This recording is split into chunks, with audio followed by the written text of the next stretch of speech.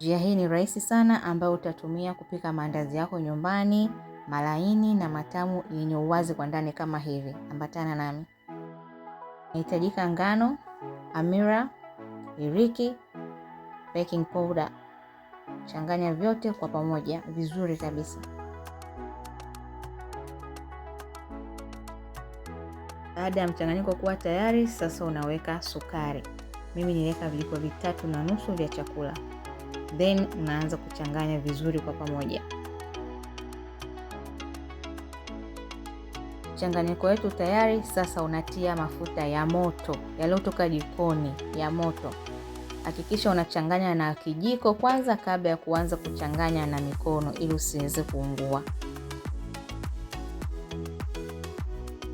Sasa mchanganyiko wetu upo tayari, ni wakati wa kuanza kukanda maandazi yetu. Na hapa unakanda na maji yenye uvuguvugu na sio ya moto wala ya baridi, yenye uvuguvugu. Hakikisha unakanda ngano yako isiwe ngumu sana au laini sana, iwe wastani. Usiwe mgumu sana kwa maana maandazi yatakuwa mabaya. Baada ya kumaliza kukanda, sasa unaacha ngano yako kwa dakika kadhaa ili iweze kuumuka kabla ya kuanza kukata maandazi yetu na kupika.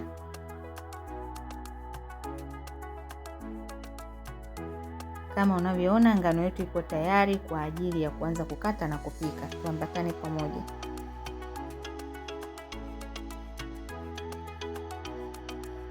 Ukiwa unasukuma ngano hakikisha haiwi nene, kwa maana ikiwa nene inatoa maandazi yenye nyama kwa ndani.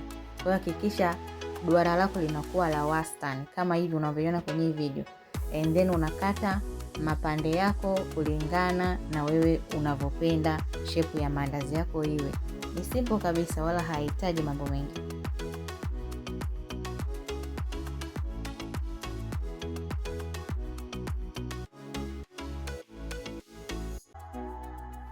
Maandazi yetu yapo tayari kwa ajili ya kupika. Hakikisha pani yako kwenye jiko ina mafuta na yameanza kupata moto, ndipo unaweka maandazi. Moto usiwe mkali sana kwa maana yatababuka. So endelea kugeuza taratibu taratibu hadi unapata rangi ile ambayo unahitaji wewe.